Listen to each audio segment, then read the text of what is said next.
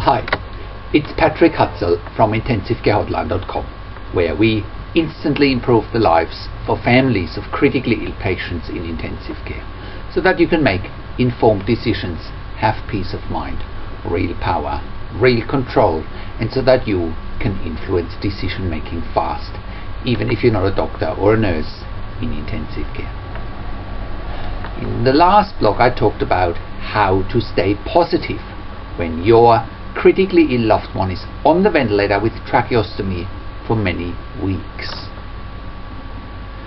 You can check out the last blog by clicking on the link below this video. In this week's blog I want to publish a nice email from one of our clients who gave some positive feedback. And the blog this week is "Thank you for your service of compassion." This is an email from Adelia that I received this week after I have spoken to her and her husband on the phone. Adelia's mother-in-law has been in ICU since June this year, and she's still there after many months of battling a critical illness. She's on a ventilator and has a tracheostomy in place. Adelia reached out this week because her and her husband are extremely worried that the intensive care team is wanting to withdraw treatment on her 80-year-old mother-in-law, and they needed to have some perspective around this issue, and they simply wanted to know what they need doing to master this challenge, make informed decisions, get peace of mind, control, power and influence real quick. Adelia not only had a chat to me, she also purchased the 5 things you need to know if the medical team in intensive care wants to limit treatment, wants to withdraw treatment or withdraw life support, or wants to issue a DNR, do not resuscitate, or an NFR, not for resuscitation order for your critically ill loved one. So she purchased that ebook that comes with one video and one audio recording as well. So after all of that, Adelia then has sent me an email that I want to read out here. So Adelia writes, "Hi Patrick, you honestly can't imagine what hearing your voice and the words you spoke as to confirmation did for our family last night. They actually laughed at me, the first time in months any of us have laughed. They laughed because they said you could have knocked me over with a feather when you actually answered the phone personally. I don't talk on the phone unless it's absolutely necessary these days, and to get a real person that cares is almost unheard of. I assume you live in Europe. Maybe, I'm not certain. I just know that here in the States the majority of our healthcare is horrible. I have acquaintances in Sweden and in other areas that show me how well theirs can be. It's almost incomprehensible what this country has come to. Part is the government, but it's a lot of the people as well. It's almost as if selfishness has become totally acceptable and considered normal. Many years ago I never had a single patient, but what my heart didn't see, love and compassion for. That's the honest truth. I was 3rd generation nurse in our family and loved my job. I was single, put myself through school and had a 4 and a 2-year-old that I hope I instilled the same ethics into. I wonder about now as adults sometimes. Haha, it's just different times. These ICU nurses here have 2 patients. We had a day we went in and the horrible smell would have knocked you out. Who knows how long, because it was 3 hours past shift change, so plenty of time for assessment and care for 2 patients.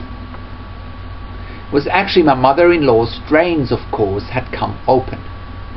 The nurse was like, "Oops, sorry, but trash cans overflowing." We are a very small immediate family, so it's been difficult. I have primary immune deficiency, So with my mother-in-law having VRE, which is vancomycin-resistant enterococcus, everyone is iffy about me being there. I didn't mean to go on. Just wanted you to know what a truly amazing need you have seen to. It's a service of compassion, and from our family we can't express enough gratitude for what your assistance means. Sincerely, the Smiths family. So here's my quick response. Hi Delia, thank you for your email and for your kind words. I truly appreciate you taking the time to give me your feedback. Of course I care, that's my role and my purpose. I live in Melbourne, Australia. However, I was born in Europe and I did my nurse training in Europe and in the UK. However, I have been doing some ICU nursing for nearly 20 years in Europe, the UK and Australia. I have been counselling and consulting families of critically ill patients in intensive care for a few years now, and I counsel and consult families from all over the world, mainly in the United States, the UK, Ireland, Australia, New Zealand, India and South Africa, but from all over the world really. My knowledge and experience is universally applicable, as intensive care units, the psychology, the dynamics, the politics, the hierarchy and the issues are the same worldwide. Therefore, I can very quickly cut through all the BS and get to the bottom of things very quickly and tell people what they need to do to get the outcomes that they want. The state of healthcare is average here in Australia too, for a first world country anyway, and if you are a recipient of healthcare, you are indeed diminished to a number and not a person. The same often applies to the families of healthcare recipients in intensive care. They are a number and not people with real families and real lives to run. It's a very sad state of affairs, really. Of course I'm accessible to my clients, and I hear it over and over again that my clients can't believe that I answer the phone personally. Of course I do, because that's what I do. It would be very easy to hide behind a website and videos and not being accessible. I do my best work when I talk to clients one-on-one, over the phone, over Skype or via email, and as you know, I can help them very, very quickly. It's quite simple, really. You tell me about the problems and challenges you and your family are having when your loved one is critically ill in intensive care, and I will help you make informed decisions, get peace of mind, control, power and influence really, really quickly. And if you need anything else in the meantime, please let me know. Wishing you and your family all the best. So, how can you become the best advocate for your critically ill loved one, make informed decisions, get peace of mind, control, power and influence quickly whilst your loved one is critically ill in intensive care? You get to that all-important feeling of making informed decisions, get peace of mind, control, power and influence when you download your free Instant Impact Report now by entering your email below. In your free Instant Impact Report, you learn quickly how to make informed decisions, get peace of mind, real power and real control, and how you can influence decision making fast whilst your loved one is critically ill in intensive care. Your free Instant Impact Report gives you in-depth insight that you must know whilst your loved one is critically ill or is even dying in intensive care.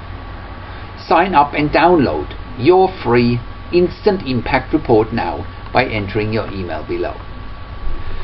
In your free Instant Impact Report, you learn how to speak the secret intensive care language, so that the doctors and the nurses know straight away that you are an insider and that you know and understand what's really happening in intensive care. In your free report, you will also discover how to ask the doctors and the nurses the right questions, discover the many competing interests in intensive care, and how your critically ill loved one's treatment may depend on those competing interests. How to eliminate fear, frustration, stress, struggle and vulnerability, even if your loved one is dying. You get phase helping you to get on the right path to making informed decisions, get peace of mind, control, power and influence in your situation. You'll get real-world examples that you can easily adapt to your and your critically ill loved one's situation. How to stop being intimidated by the intensive care team and how you will be seen as equals. You'll get crucial behind-the-scenes insight so that you know and understand what's really happening in intensive care, and how you need to manage doctors and nurses in intensive care, and it's not what you think. Thank you for tuning into this week's blog, and I'll see you again in another update next week. Make sure you also check out our Your Questions Answered section, where I answer your questions, or simply send me an email to support@intensivecarehotline.com with your questions. Or you can call me. Find international phone numbers on the Contacts tab. Also, check out our ebook section, where you get more ebooks, videos and audio recordings, and where you can also get one-on-one counseling and consulting with me via Skype, over the phone and via email by clicking on the email and phone counseling tabs on the top of the website. This is Patrick Hutzel from intensivecarehotline.com, and I'll see you again next week in another update.